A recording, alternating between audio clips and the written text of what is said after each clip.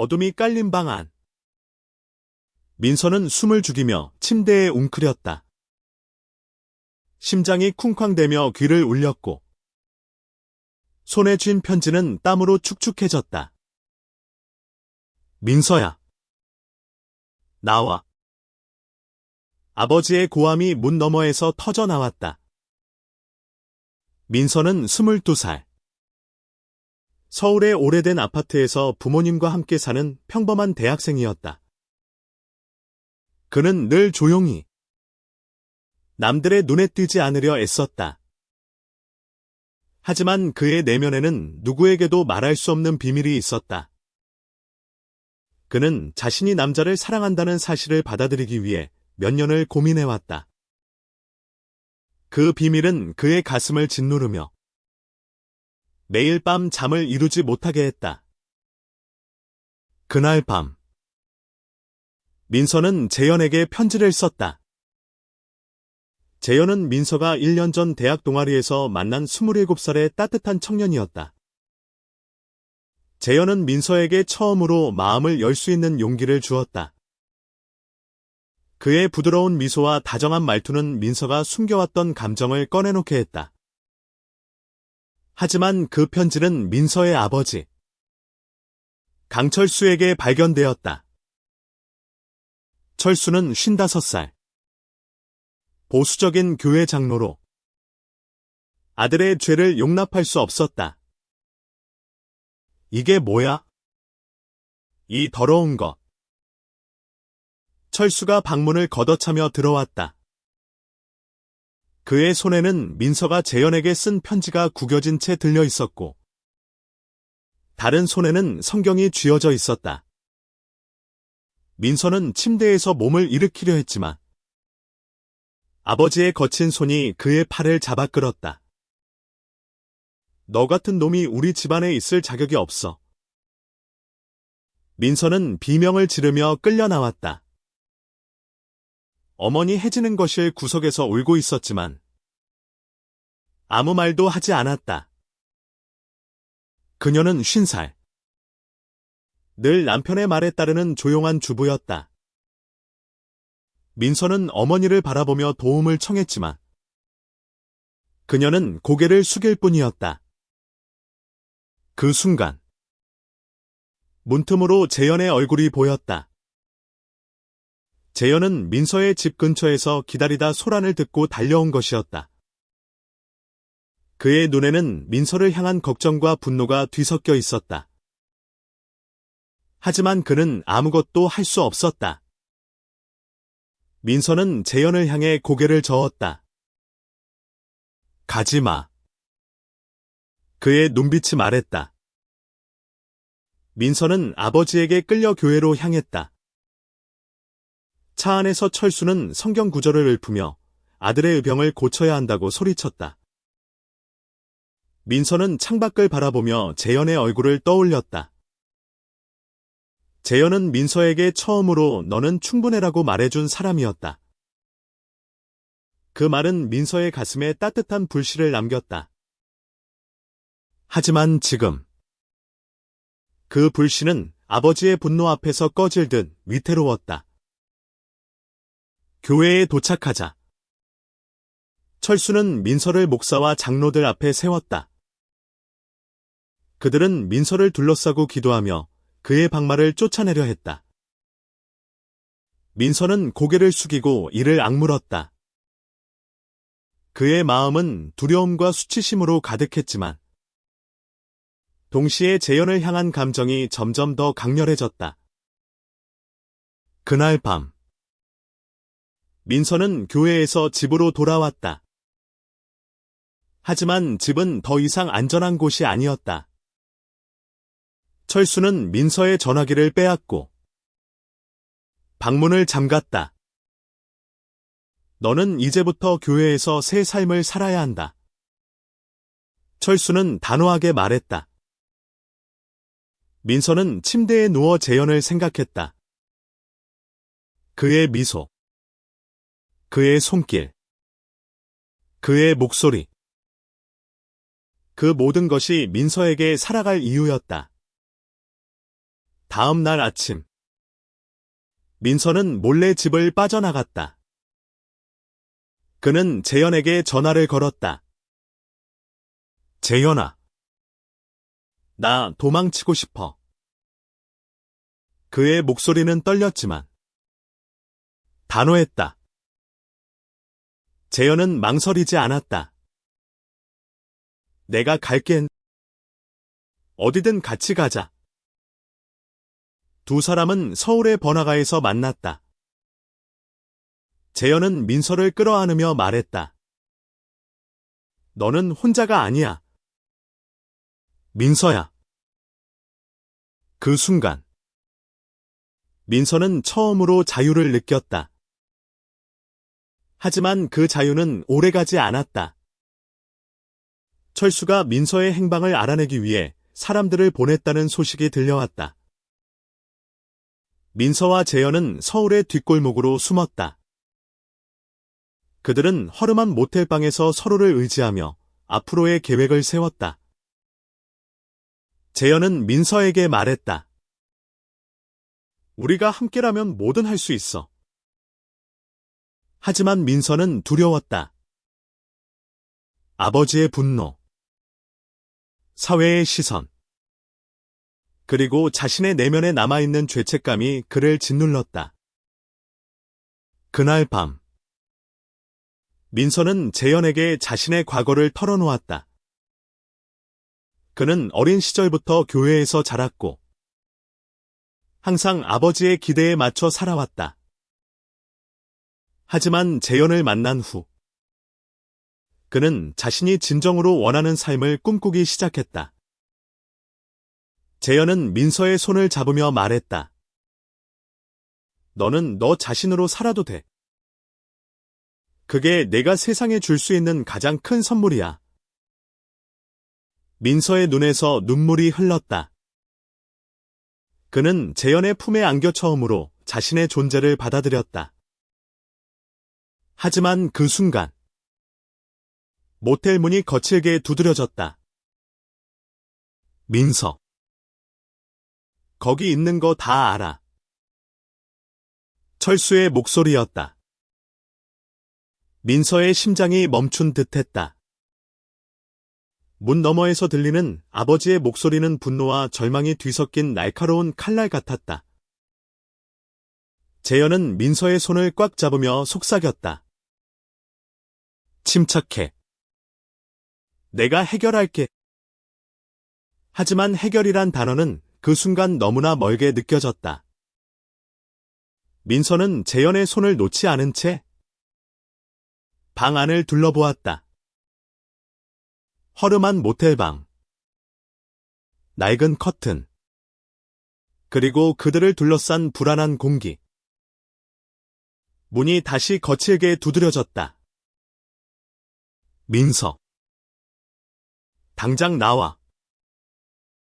더 이상 망신 주지 마. 철수의 목소리는 점점 더 커졌다. 재현은 침착하게 문으로 다가가 잠금 장치를 확인했다. 그는 민서에게 말했다. 창문으로 나갈 수 있어. 저쪽 골목으로 빠지면 시간 벌 수 있을 거야. 민서는 고개를 끄덕였지만 다리가 떨려 움직이기 힘들었다. 그는 아버지의 분노를 마주할 용기가 없었다. 하지만 재현의 눈빛, 그 단단한 믿음이 민서를 움직이게 했다. 두 사람은 창문을 열고 좁은 골목으로 뛰쳐나갔다. 서울의 밤은 차갑고 거리는 네온사인과 사람들의 소음으로 가득했다. 민서와 재현은 서로의 손을 놓지 않은 채 골목을 달렸다. 뒤에서는 철수의 목소리가 멀리서 희미하게 들려왔다. 민서. 돌아와. 그들은 한참을 달린 끝에 한강 근처의 작은 공원에 멈춰 섰다. 숨을 헐떡이며 벤치에 앉은 민서는 재현을 바라보았다. 왜 나를 위해 이렇게까지 하는 거야? 민서의 목소리는 떨렸다. 재현은 미소를 지으며 말했다. 너를 사랑하니까? 그리고 너도 너 자신을 사랑할 자격이 있으니까. 그 말은 민서의 가슴을 다시 따뜻하게 만들었다. 하지만 동시에 그는 자신이 어디로 가야 할지 몰랐다. 가족, 사회, 그리고 자신의 내면에서 끊임없이 부딪히는 갈등이 그를 괴롭혔다. 그는 재현에게 물었다. 우리가 정말 괜찮을까? 이렇게 도망쳐도 세상이 우리를 받아줄까? 재현은 민서의 어깨를 감싸며 말했다. 세상이 우리를 받아주지 않아도 우리가 서로를 받아주면 돼. 그거면 충분해. 민서는 그 말에 힘을 얻었지만 여전히 두려움이 그의 마음을 짓눌렀다. 그날 밤, 두 사람은 한강 다리 아래에서 잠을 청했다. 차가운 바람이 불었지만 재현의 체온이 민서를 따뜻하게 감쌌다. 민서는 재현의 품 안에서 잠이 들며 잠시나마 평화를 느꼈다. 하지만 그 평화는 오래가지 않았다. 다음 날 아침, 민서는 전화기에서 수십 통의 부재중 전화를 발견했다. 아버지뿐만 아니라 교회 사람들, 심지어 몇몇 친척들까지 그를 찾고 있었다. 민서는 재현에게 말했다. 이대로 계속 도망칠 수는 없어. 언젠가는 마주해야 해. 재현은 고개를 끄덕였다. 그럼 우리가 먼저 준비하자. 네가 원하는 삶을 지킬 수 있도록. 두 사람은 서울 외곽의 작은 카페로 향했다. 그곳에서 그들은 앞으로의 계획을 세우기 시작했다. 재현은 자신의 친구 은지를 소개했다. 은지는 30살의 한국인 여성으로 LGBT 커뮤니티에서 활동하며 사람들을 돕는 일을 하고 있었다. 은지는 민서와 재현을 따뜻하게 맞이했다. 그녀는 민서에게 말했다. 너 같은 사람들이 많아. 혼자가 아니야. 우리가 도와줄게. 은지는 민서에게 안전한 쉼터와 법적 도움을 받을 수 있는 방법을 알려주었다. 민서는 처음으로 자신이 혼자가 아니라는 희망을 품었다. 하지만 그 희망은 곧 시험대에 올랐다. 철수는 민서의 행방을 알아내기 위해 사설 탐정을 고용했다. 탐정은 민서와 재현이 머물던 카페 근처에서 그들을 발견했다. 민서는 재현과 은지와 함께 카페에 앉아 있을 때 창밖에서 낯선 남자가 그들을 지켜보고 있는 것을 눈치챘다. 저 사람, 우리를 따라온 거야. 민서의 목소리가 떨렸다. 재현은 즉시 은지에게 상황을 설명했고 은지는 침착하게 말했다. 걱정 마. 내가 아는 사람들에게 연락할게. 우선 안전한 곳으로 이동하자. 세 사람은 카페를 빠져나와 은지가 아는 쉼터로 향했다. 그곳은 서울 외곽의 조용한 주택가에 자리 잡은 작은 집이었다. 쉼터에는 민서처럼 가족과 사회의 압박에서 벗어나려는 사람들이 머물고 있었다. 민서는 그곳에서 처음으로 자신과 비슷한 이야기를 가진 사람들을 만났다. 그중 한 명인 수지는 25살의 한국인 트랜스젠더 여성이었다. 그녀는 민서에게 자신의 이야기를 들려주었다. 나도 처음엔 무서웠어. 가족이 나를 버렸다고 생각했지. 하지만 여기서 새로운 가족을 만났어. 너도 할 수 있어. 수진의 말은 민서에게 큰 힘이 되었다. 하지만 철수는 포기하지 않았다. 그는 쉼터의 위치를 알아내고 직접 찾아왔다. 민서는 창문 너머로 아버지의 차가 다가오는 것을 보았다. 그의 심장은 다시 두려움으로 가득 찼다. 철수의 차가 쉼터 앞에 멈췄을 때 민서는 숨을 쉴 수 없을 만큼 긴장했다. 창문 너머로 아버지의 그림자가 보였다. 그는 성경을 손에 들고 단호한 표정으로 문을 두드렸다. 민서, 나와. 더 이상 도망칠 곳 없어. 재현은 민서의 어깨를 잡으며 말했다. 내가 나갈게. 너는 여기 있어. 하지만 민서는 고개를 저었다. 아니야. 재현아. 내가 마주해야 해. 이건 내 싸움이야. 그의 목소리는 떨렸지만 단단한 결심이 담겨 있었다. 쉼터의 관리자인 은지는 문 앞에 섰다. 그녀는 침착하게 철수에게 말했다. 여기는 안전한 공간입니다. 강제로 들어오시면 경찰을 부르겠습니다. 철수는 분노로 얼굴이 붉어졌지만 은지의 단호한 태도에 잠시 주춤했다. 민서는 용기를 내어 문 앞으로 나갔다. 아버지와 눈이 마주친 순간 그의 가슴은 얼어붙는 듯했다. 아빠, 왜 이렇게까지 하시는 거예요? 민서의 목소리는 작았지만 진심이 담겨 있었다. 철수는 성경을 흔들며 소리쳤다. 너는 내 아들이다.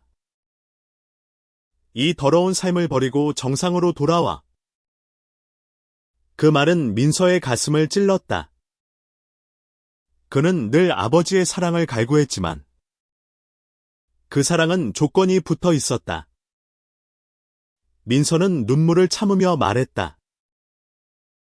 아빠가 원하는 정상은 저를 죽이는 거예요. 저는 저 자신으로 살고 싶어요. 철수는 잠시 말을 잃었다. 그의 눈에는 분노와 혼란이 뒤섞여 있었다. 그는 성경을 힘껏 쥐며 말했다. 너는 내 아들이 아니야. 그 말은 민서의 심장을 갈기갈기 찢었다. 그는 비틀거리며 뒤로 물러섰다. 재현이 민서를 감싸 안았다. 괜찮아. 민서야. 너는 충분히 강해. 은지는 철수에게 다시 경고하며 문을 닫았다. 철수는 결국 물러났지만 그의 마지막 말은 민서의 머릿속에 메아리 쳤다. 쉼터 안에서 민서는 무너지듯 주저앉았다. 재현은 그의 곁에 앉아 손을 잡아주었다. 수진과 다른 쉼터 사람들도 민서를 둘러싸며 위로의 말을 건넸다. 그들은 각자 가족과 사회로부터 상처받은 이야기를 공유하며 서로에게 힘이 되었다. 민서는 그날 밤 수진과 긴 대화를 나눴다. 수진은 말했다. 가족이 너를 거부해도 너는 너 자신을 선택할 수 있어. 그게 진짜 자유야. 민서는 그 말을 곱씹으며 자신의 삶을 다시 생각해 보았다. 그는 재현과 함께 새로운 삶을 시작하고 싶었다. 하지만 그 길이 얼마나 험난할지 그는 알고 있었다. 다음 날, 은지는 민서와 재현에게 법적 도움을 받을 수 있는 변호사를 소개했다. 변호사인 현주는 35살의 한국인 여성으로 LGBT 인권을 위해 오랫동안 활동해온 사람이었다. 그녀는 민서에게 말했다. 너는 법적으로 독립할 권리가 있어. 가족의 압박에서 벗어날 수 있도록 도와줄게. 민서는 현주의 도움으로 법적 절차를 시작했다. 그는 부모님으로부터 독립하고 자신의 삶을 꾸리기 위한 첫걸음을 뗐다. 하지만 그 과정은 쉽지 않았다. 철수는 민서가 집을 떠난 후에도 그를 찾기 위해 끊임없이 연락을 시도했다. 심지어 교회 사람들을 동원해 민서의 친구들에게 압력을 가했다. 재현은 민서를 지키기 위해 최선을 다했다. 그는 자신의 작은 아파트를 민서와 공유하며 그에게 안전한 공간을 제공했다. 하지만 재현 역시 자신의 가족과 갈등을 겪고 있었다. 재현의 부모는 그가 동성애자라는 사실을 알았을 때 그를 집에서 쫓아냈다. 재현은 민서에게 그 이야기를 처음으로 털어놓았다. 나도 처음엔 무서웠어. 하지만 너를 만난 후 내가 왜 살아야 하는지 알게 됐어. 재현의 말은 민서에게 큰 위로가 되었다. 두 사람은 서로를 의지하며 점점 더 강해졌다. 하지만 철수의 집요함은 멈추지 않았다. 그는 민서가 머물던 쉼터의 주소를 알아내고 교회 사람들과 함께 다시 찾아왔다. 이번에는 경찰까지 동행했다. 철수는 민서가 가출했다며 법적 조치를 취하겠다고 주장했다. 민서는 현주의 도움으로 경찰과 대면했다. 그는 떨리는 목소리로 말했다. 저는 가출한 게 아닙니다. 저는 제 삶을 선택한 거예요. 경찰은 민서가 성인이며 법적으로 독립할 권리가 있다는 현주의 설명을 듣고 철수를 설득해 돌려보냈다. 그날 밤 민서는 재현과 함께 한강을 바라보며 대화를 나눴다. 내가 정말 이길 수 있을까? 민서가 물었다. 재현은 미소를 지으며 말했다. 우리가 함께라면 뭐든 이길 수 있어. 민서의 마음은 여전히 무거웠지만 재현의 곁에서 그는 점점 더 자신을 믿기 시작했다. 그는 자신이 사랑하는 사람과 함께라면 어떤 어려움도 극복할 수 있을 것 같았다. 하지만 그들의 싸움은 이제 막 시작되었을 뿐이었다. 민서와 재현은 재현의 작은 아파트에서 새로운 삶을 시작했다. 허름한 원룸이었지만 그곳은 민서에게 자유의 첫 번째 집이었다. 재현은 매일 아침 민서에게 커피를 끓여주며 미소를 지었다. 이제부터는 우리만의 시간을 만들어가는 거야. 하지만 그들의 평화는 오래가지 않았다. 철수는 민서의 친구들을 통해 그의 소재를 알아내고 아파트 근처에서 그를 기다렸다. 어느 날 저녁, 민서가 학교에서 돌아오던 길에 철수가 나타났다. 그는 민서의 팔을 잡으며 말했다. 이제 그만해. 집으로 돌아와. 민서는 아버지의 손을 뿌리치며 말했다. 아빠. 저는 돌아갈 곳이 없어요. 제 집은 여기예요. 철수는 믿을 수 없다는 표정으로 민서를 바라보았다. 너는 내 아들이야.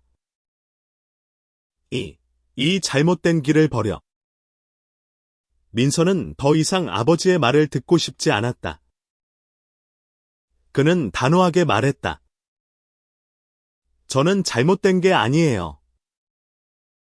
저를 사랑하는 사람과 함께 있는 게 잘못이라면? 저는 그 잘못을 선택할게요. 철수는 분노로 몸을 떨었지만 민서의 단호한 눈빛에 더 이상 말을 잇지 못했다. 그날 밤 민서는 재현에게 그 일을 이야기했다. 재현은 민서를 끌어안으며 말했다. 너 정말 강해졌어. 내가 너를 얼마나 자랑스러워하는지 알아. 민서는 재현의 품에서 처음으로 자신에게 떳떳함을 느꼈다. 하지만 철수는 포기하지 않았다. 그는 민서의 대학에 연락해 그의 학업을 방해하려 했다. 민서의 학과 교수 중 일부는 철수의 말을 듣고 민서에게 압력을 가했다. 가정 문제를 먼저 해결하는 게 좋지 않겠나? 라는 말에 민서는 가슴이 무너졌다. 재현과 은지는 민서를 위해 다시 나섰다. 은지는 대학의 민서의 상황을 설명하며 그가 부당한 대우를 받지 않도록 도왔다. 현주는 철수의 행동이 법적으로 문제를 일으킬 수 있다며 그를 경고했다. 하지만 철수는 멈추지 않았다. 그는 교회 커뮤니티를 통해 민서와 재현을 비난하는 소문을 퍼뜨렸다. 민서는 점점 더 많은 사람들의 시선에 시달렸다. 동아리 친구들 중 일부는 그를 피하기 시작했고, 익명의 메시지로 악플이 날아왔다. 하지만 민서는 포기하지 않았다. 그는 재현과 함께 LGBT 커뮤니티 모임에 참석하며 자신과 비슷한 경험을 한 사람들과 연결되었다. 그 모임에서 민서는 40살의 한국인 남성 태호를 만났다. 태호는 10년 전 가족과 연을 끊고 자신만의 삶을 살아가고 있었다. 그는 민서에게 말했다. 가족이 너를 이해하지 못해도 너는 너 자신을 사랑해야 해. 그게 진짜 승리야. 태호의 말은 민서에게 큰 깨달음을 주었다. 그는 재현과 함께 자신만의 가정을 꾸리기로 결심했다. 두 사람은 함께 작은 사업을 시작하기로 했다. 재현은 그래픽 디자이너로 일하며 민서는 글쓰기와 사진의 재능이 있었다. 그들은 함께 작은 온라인 콘텐츠 회사를 시작했다. 그들의 첫 프로젝트는 LGBT 커뮤니티의 이야기를 담은 사진과 에세이였다. 민서는 자신의 이야기를 솔직하게 썼다. 그는 자신의 두려움, 아버지와의 갈등, 그리고 재현과의 사랑을 글로 표현했다. 그 글은 많은 사람들에게 공감을 얻었고, 민서와 재현은 점점 더 많은 지지를 받았다. 하지만 철수는 여전히 민서를 놓아주지 않았다.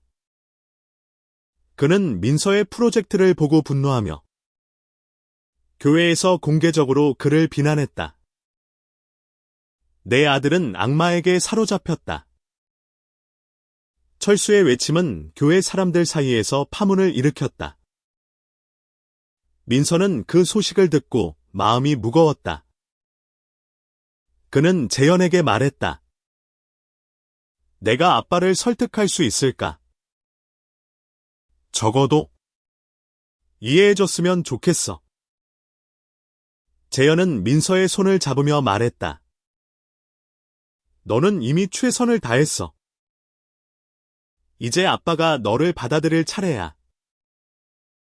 민서는 아버지와 마지막으로 대화하기로 결심했다.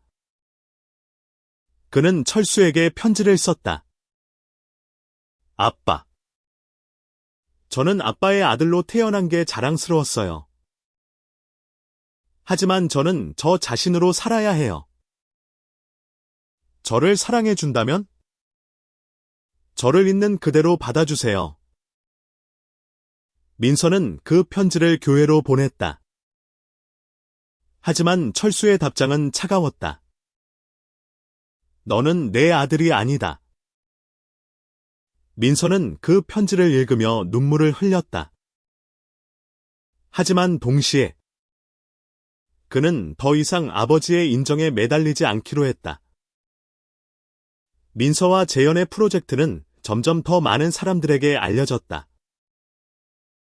그들의 이야기는 소셜미디어를 통해 퍼져나갔고, 많은 이들이 민서의 용기와 솔직함에 감동했다. 특히 젊은 LGBT 커뮤니티 구성원들은 민서의 글을 읽으며 자신의 이야기를 공유하기 시작했다. 민서는 매일 밤 재현과 함께 새로운 콘텐츠를 만들며 보냈다. 그들의 작은 원룸은 창작의 공간이자 사랑의 보금자리가 되었다. 하지만 민서의 마음 한구석에는 여전히 아버지에 대한 미련이 남아 있었다. 그는 철수가 언젠가 자신을 이해해주길 바랐다. 한편, 철수는 교회에서 점점 더 고립되었다. 그의 극단적인 행동은 교회 내에서도 논란이 되었다. 일부 교인들은 민서의 이야기를 읽고 그의 선택을 존중해야 한다는 의견을 냈다. 하지만 철수는 여전히 자신의 믿음을 고수했다. 어느 날, 민서의 어머니 혜진이 몰래 민서에게 연락했다. 그녀는 떨리는 목소리로 말했다. 민서야. 엄마는 내가 행복했으면 좋겠어. 아빠가 잘못했어. 민서는 어머니의 말에 눈물이 났다. 그는 혜진에게 말했다. 엄마. 저를 지지해줘서 고마워요. 하지만 아빠는 절대 저를 받아주지 않을 거예요. 혜진은 민서에게 몰래 돈을 보내주며 그의 새로운 삶을 응원했다. 그녀는 철수와의 갈등을 감수하면서도 아들을 지지하기로 결심했다. 민서는 어머니의 작은 행동에 큰 위로를 받았다. 민서와 재현은 자신들의 프로젝트를 확장하기 위해 작은 전시회를 열기로 했다. 그들은 서울의 한 갤러리에서 LGBT 커뮤니티 이야기를 담은 사진과 글을 전시했다. 전시회는 큰 성공을 거두었고, 많은 사람들이 민서와 재현의 이야기를 들으러 왔다. 전시회 마지막 날, 뜻밖의 손님이 나타났다. 바로 혜진이었다. 그녀는 민서의 사진과 글을 보며 눈물을 흘렸다. 민서야. 내가 이렇게 강한 아이인 줄 몰랐어. 혜진은 민서를 끌어안으며 말했다. 민서는 어머니의 품에서 오랜만에 따뜻함을 느꼈다. 하지만 철수는 여전히 민서를 인정하지 않았다. 그는 전시회 소식을 듣고 분노하며 갤러리로 찾아왔다. 그는 민서의 작품을 보며 소리쳤다. 이게 뭐야? 이건 우리 집안을 망신시키는 짓이야. 민서는 아버지 앞에 당당히 섰다. 아빠. 이건 제 삶이에요. 저는 제 자신을 부끄러워하지 않아요. 철수는 민서의 눈빛에 잠시 주춤했지만 이내 등을 돌렸다. 너는 더 이상 내 가족이 아니야. 그 말은 민서에게 큰 상처를 주었지만 그는 더 이상 무너지지 않았다. 그는 재현과 혜진, 그리고 새롭게 만난 친구들의 지지를 받으며 서 있었다. 전시회는 끝났지만 민서와 재현의 이야기는 계속해서 퍼져나갔다. 민서는 자신의 이야기를 책으로 출간하기로 결심했다. 그는 재현과 함께 글을 쓰고 사진을 편집하며 밤을 새웠다. 그들의 책은 단순한 이야기가 아니었다. 그것은 용기와 사랑, 그리고 자신을 받아들이는 여정에 대한 기록이었다. 책이 출간되자 민서와 재현은 수많은 사람들로부터 편지를 받았다. 그들 중에는 민서처럼 가족과 갈등을 겪는 이들도 있었고, 자신의 정체성을 받아들이기 위해 노력하는 이들도 있었다. 민서는 그 편지들을 읽으며 자신이 혼자가 아니라는 것을 다시 한번 느꼈다. 하지만 철수는 여전히 민서를 외면했다. 그는 교회에서 민서를 비난하며 그의 책을 강마의 유혹이라고 불렀다. 민서는 아버지의 말에 상처받았지만 더 이상 그의 인정에 매달리지 않았다. 그는 재현과 함께 자신만의 가족을 만들어 나갔다. 민서와 재현은 서울 외곽으로 이사했다. 그들은 작은 정원이 있는 집을 구해 함께 새로운 삶을 꾸렸다. 민서는 매일 아침 재현과 함께 정원을 가꾸며 평화를 느꼈다. 하지만 그의 마음 한구석에는 여전히 아버지에 대한 작은 희망이 남아 있었다. 민서와 재현의 책은 점점 더 많은 사람들에게 읽혔다. 그들의 이야기는 한국을 넘어 해외에서도 주목받았다. 한 다큐멘터리 제작자가 그들의 이야기를 영화로 만들고 싶다고 제안했다. 민서는 처음엔 망설였지만 재현의 격려로 용기를 냈다. 우리의 이야기가 누군가에게 힘이 될 수 있다면? 해볼 가치가 있어. 재현이 말했다.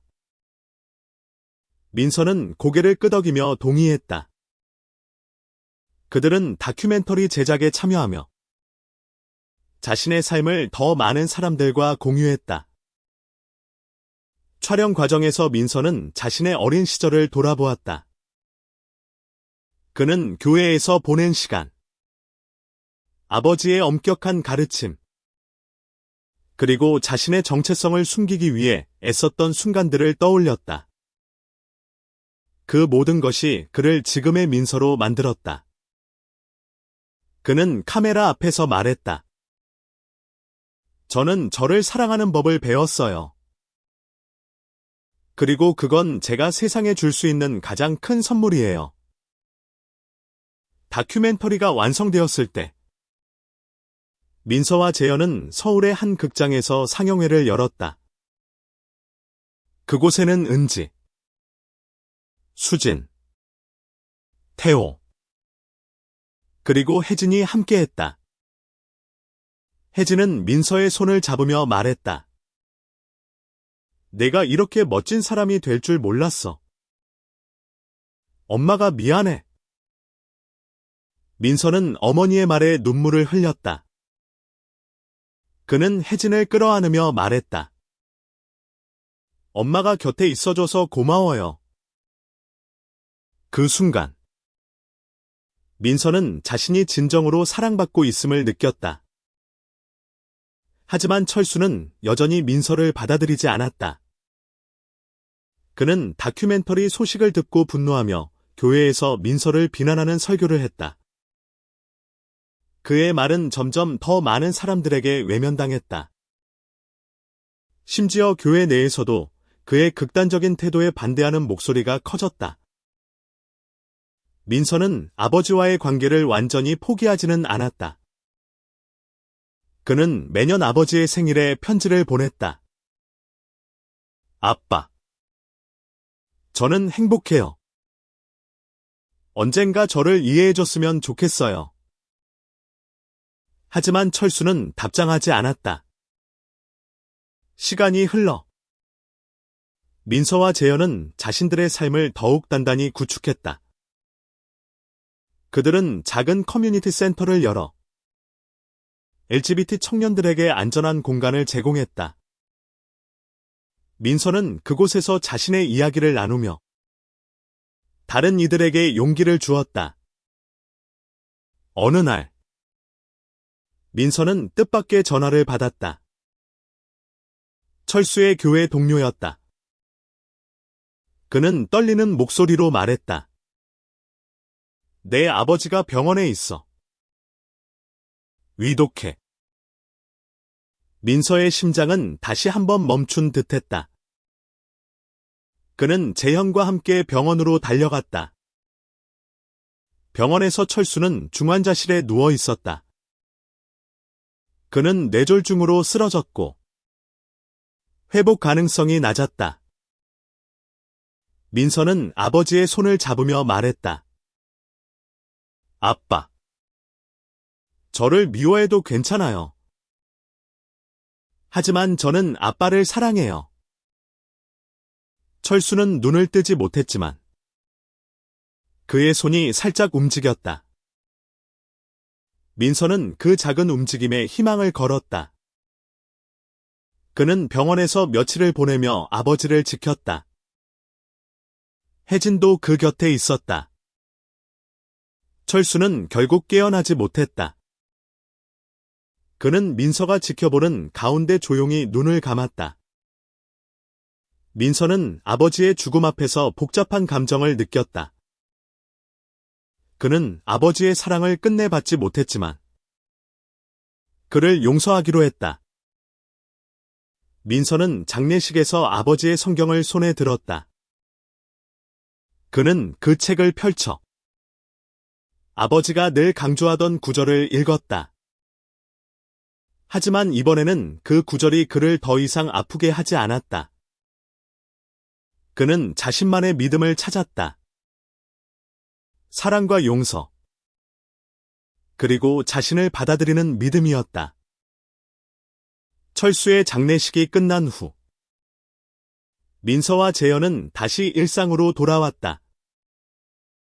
하지만 민서의 마음은 여전히 무거웠다. 그는 아버지와 화해하지 못한 채로 이별한 것이 가슴 아팠다.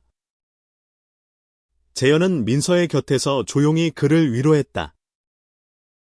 너는 최선을 다했어.